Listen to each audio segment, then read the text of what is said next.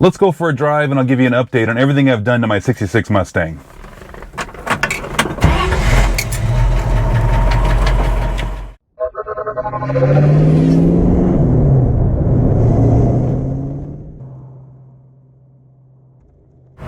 What's up guys, my name is Andy.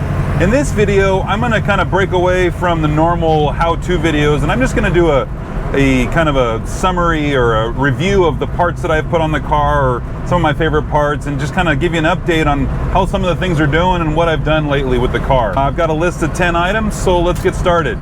So I recently installed a lip on my car. It's actually from a 67 to 69 Camaro. I know it's kind of sacrilegious to put GM parts on a Ford car, but I like the way that lip looks and it fits this car really well. Well, when I did that lip, it came with some support pieces that help kind of hold the lip in place so it doesn't fold as the wind pushes on it. And I didn't install those and I talked about in the video. Well, right after I was done filming that, I figured out how to put those supports on there.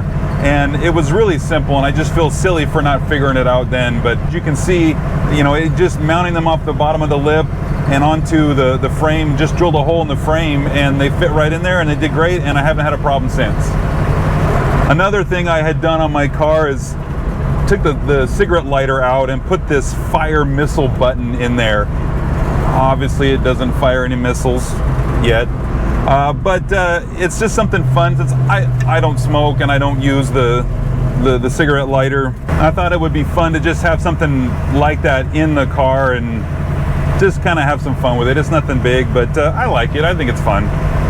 Another item on my list are the painted seats. Now by the time this video comes out, it has been a while since I have painted the seats and it's holding up great. You know, I talked about it when I painted them that I really wasn't wild about that idea to begin with. It felt like kind of doing a cheap way of dealing with something instead of really fixing the problem, which it kind of is. But I have different plans for the seats and I'm not ready to do that yet. So this is a way to kind of just get me through. I really did not like the cream colored seats.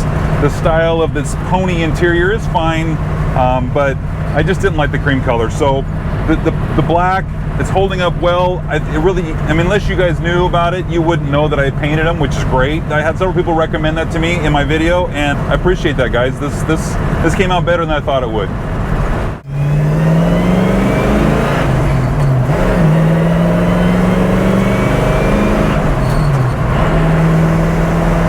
Another item on my list is the T5 transmission. I'm a big manual guy. I like to be able to, you know, have a little more control over the car. I like shifting the gears. You know, it's a great theft deterrent, right? So many people can't drive a manual anymore, but I like being able to shift through the gears and having that overdrive is fantastic. You know, I live out of town, so to go anywhere, you got to go on the highway or you're on a county road for quite a while, you know, and going anywhere in this car, you know, you're going to be up in the 50, 60 miles an hour easily, and I just didn't want to be high RPM, especially with, you know, I put that 355 gear in the rear, and so that changes things a little bit. So having this overdrive really is really nice to have, and everything shifts really smooth. When I put this transmission in, I went through it and upgraded a few components just to make it a little bit nicer, a little bit smoother, and this thing's fantastic. Oh, having the T5 or really any manual transmission, but particularly something with an overdrive is a real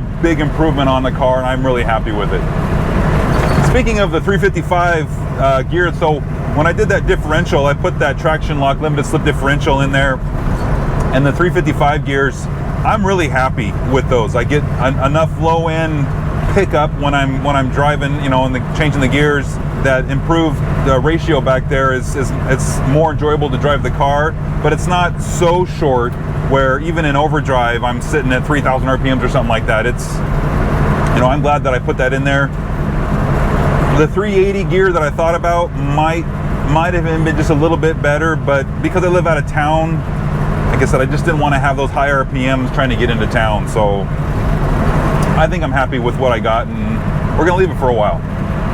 Another item is the rear cylinder, the wheel cylinders on the rear drum brakes. I had gone through and replaced them, and I thought the brakes were fine before, but I think I was mostly relying on the discs in the front to stop the car. I'm thinking maybe those wheel cylinders were bad when I swapped them out, because now the brakes, they feel so much stronger. They respond a lot better to when I'm putting on the brakes. I'm able to lock up the rear wheels now, which I couldn't do that before. So I don't know if it was something to do with maybe the system needed to be bled better, and by bleeding the system after installing those wheel cylinders, maybe that did all the work. I don't know. But if your brakes don't feel as good as maybe they should be, maybe you've got a faulty component in there, or maybe the brakes need to be bled or something like that. But I'm really happy with how they turned out. Another item I have is the wheel spacers. I did a video a while back about putting wheel spacers on. In fact, I have since taken them off after I did that video. They were only a 3mm or an 1/8 inch spacer.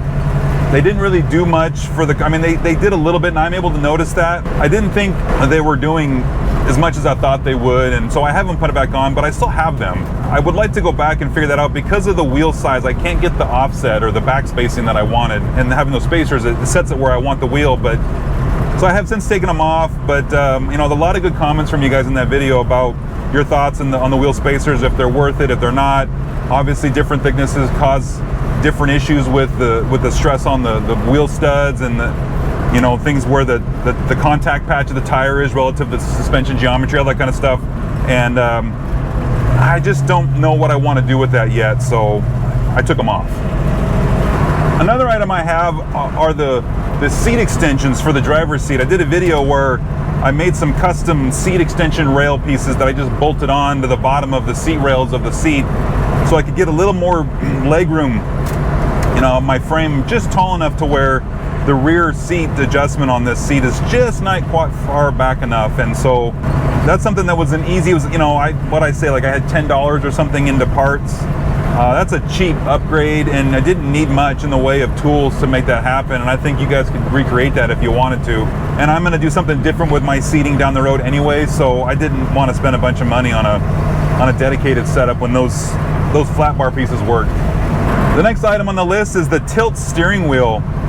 You know, working with I Did It and buying this column from them, this is another must-have, especially for people like myself who, you know, I've got a little bit thicker legs, and the space between the seat and the bottom of the steering wheel, I didn't want to do a smaller diameter steering wheel, so you're kind of limited on what you can do.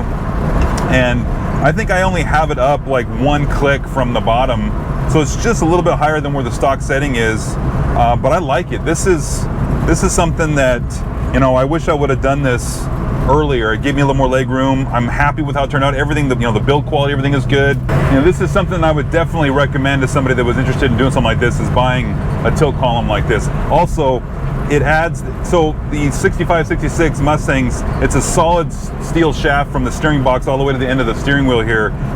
Worst case scenario, you get in a front end car collision, that becomes a spear, and I really didn't want to wear a chest plate. So it's got a collapsible component inside there, so that if anything were to happen, I'm not going to get speared in the chest. You know, and the last item on my list is my absolute favorite thing I've done to this car. You know, doing the wheels and tires, I always love how that changes the car drastically by just putting one component on, how the car looks. Doing suspension change, like lowering the car, I think that looks a little bit nicer. You know, even a steering wheel will change how a car looks. Just, you know, just going to this kind of this classic wood grain look on a car, I really like it a lot. But my favorite part on this car is the Panhard bar that I just put on. This has absolutely transformed the way this car handles, and it changed everything about driving this car with one single part. Now, granted, I have stiffer springs. I've got a stiff, you know, the larger front sway bar, stiffer springs in the rear. I know I did the Shelby mod or the Arning mod in the front. I've done some stuff that changes the handling of this car, and I'm sure all of those are stacking up and it's adding, but the Panhard bar by far changed this car the most with one part. This car is so much tighter to drive. It is so much more enjoyable to drive this car, especially around the corners, than any other part I put on. I put a rear sway bar on my last Mustang, and it improved the car. I liked it. I was happy with it. This Panhard bar is way better than that rear sway bar. I don't know if I would do this first over all my other suspension mods, but this bar has completely changed the way this car feels, the way it drives. It is, again, the best part, I feel like, that I've put on this car, and I feel like I've noticed the most improvement on the way this car drives with that part. So guys, that's my list of just kind of some upgrades on where I'm at with this car and the things that I've been doing.